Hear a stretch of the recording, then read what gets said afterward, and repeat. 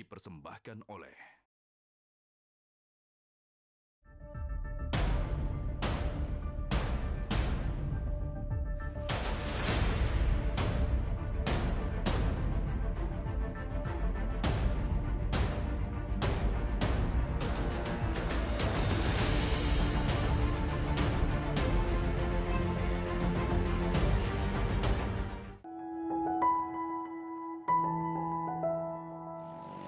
Ya pemirsa, akhirnya kita sampai nih di pusat kota Merauke. Nah, kalau kita sampai di pusat kota Merauke, maka kita akan melihat sebuah tugu. Nah, tugu ini disebut dengan Tugu Libra atau orang-orang Merauke menyebutnya dengan Lingkaran Brawijaya. Perjuangan bergabungnya Irian Barat ke Negara Kesatuan Republik Indonesia tidak terlepas dari perjuangan TNI dalam operasi Trikora atau Tiga Komando Rakyat. Ya, disinilah pendaratan pertama pada saat itu Mayor L. Beni Murdani untuk operasi Trikora yang dilakukan oleh Indonesia untuk membebaskan Irian Barat masuk ke Negara Kesatuan Republik Indonesia pada 4 Juni 1962. Bang, terkait dengan menjaga keamanan nih kan diadakan patroli patok. Itu bisa dijelaskan Bang, patroli patok itu seperti apa sih?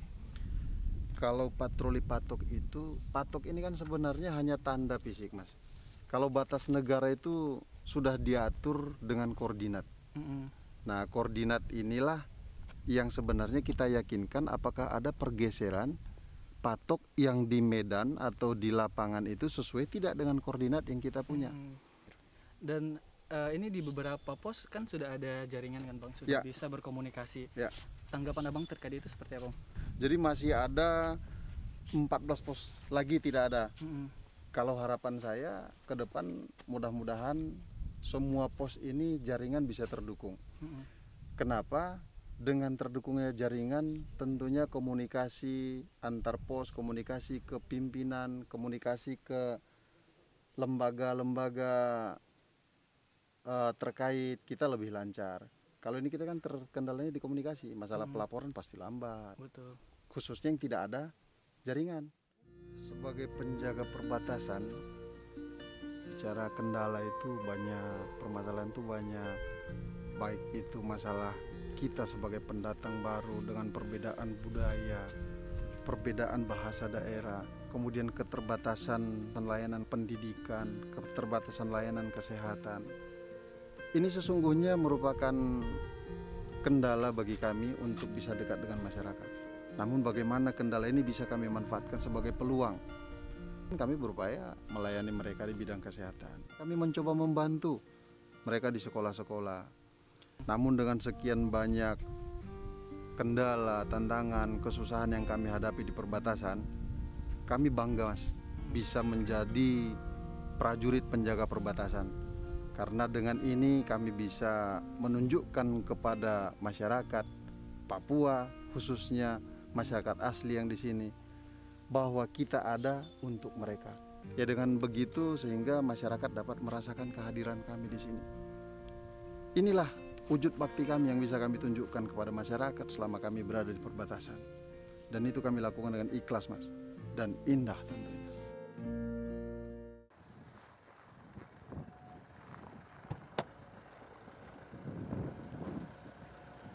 Halo Kapten.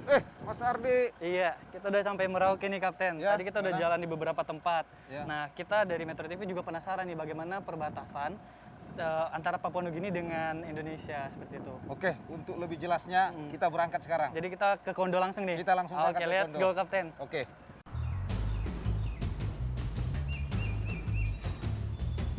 Perjalanan menuju ke Kondo normalnya membutuhkan waktu 5 jam saja. Dikarenakan jika dilihat dari peta hanya 74 km saja. Namun kondisi jalan membuat tim ekspedisi menempuh 9 jam untuk menuju pos penjagaan di Kondo. Untuk menuju perbatasan, tim ekspedisi melalui beberapa pos penjagaan. Setidaknya ada 3 pos TNI yang menjaga yaitu pos Kuler, pos Tumirau, dan terakhir pos penjagaan paling timur yaitu pos Kondo. Untungnya perjalanan kali ini jalannya kering sehingga aksesnya cukup mudah. Namun biasanya ketika musim hujan, jalanan menuju Kondo ini didominasi oleh jalan berlumpur, bahkan melewati rawa dan juga sungai, sehingga sulit ditembus hanya dengan menggunakan mobil saja. Suatu kebanggaan bagi Metro TV dan juga tim ekspedisi untuk negeri menjadi yang pertama berkesempatan untuk menyaksikan langsung kegiatan penjagaan yang dilakukan TNI di perbatasan untuk memastikan keamanan negara kesatuan Republik Indonesia.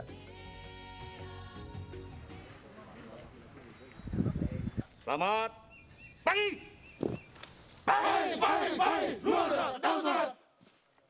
Pagi ini kita mendapatkan perintah dari komando atas untuk melaksanakan patroli patok dengan sasaran yaitu adalah patok MM 13,3 dengan jarak kurang lebih 27 km. Iya, selamat pagi pemirsa. Hari ini kita akan melakukan aktivitas kita pada hari ini. Dan hari ini kita akan melakukan patroli patok. Dan tadi pimpinan pos baru saja memberikan perintah singkat untuk para prajurit untuk melakukan patroli patok pada hari ini, yaitu di perbatasan Indonesia dengan Papua Nugini. Yuk, mari kita ikuti.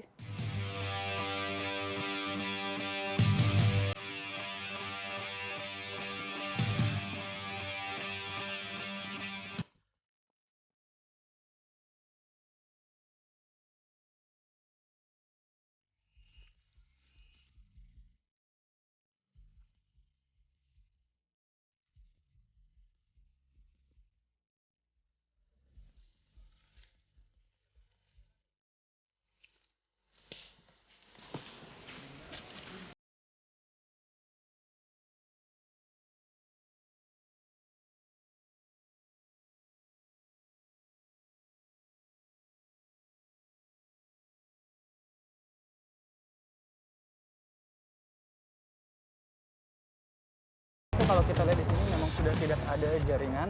Ini kita sudah 2 hingga 3 jam tadi dari Kampung Kondo. Memang kalau di Kampung Kondo kalau kita melihat jaringan tadi masih terdapat sinyal 4G.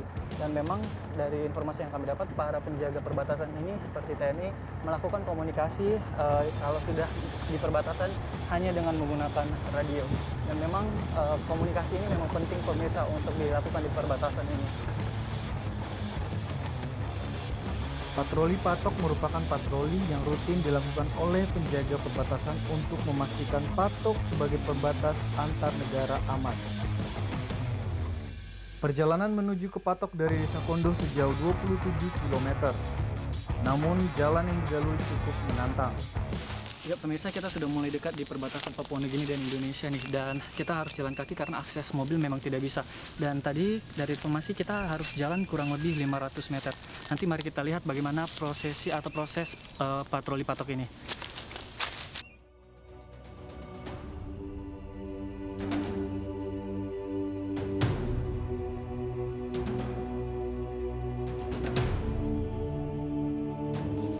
Udah jelas ya yang PAM 1 ya?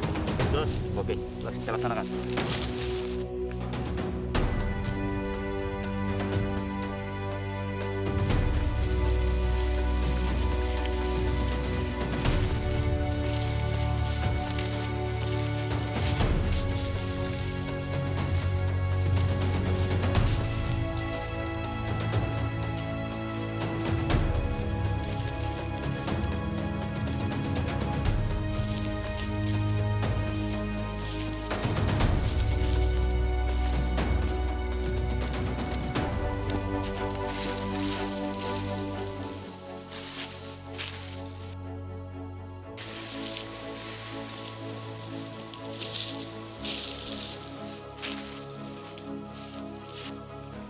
Hari ini, Minggu 18 Oktober 2020, kami tim patroli patok Pos Kondo telah sampai di patok MM 13,3 dalam keadaan lengkap.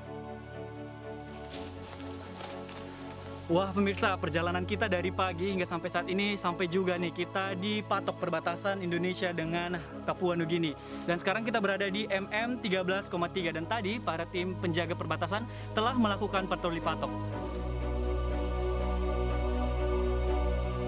Sibisa, selamat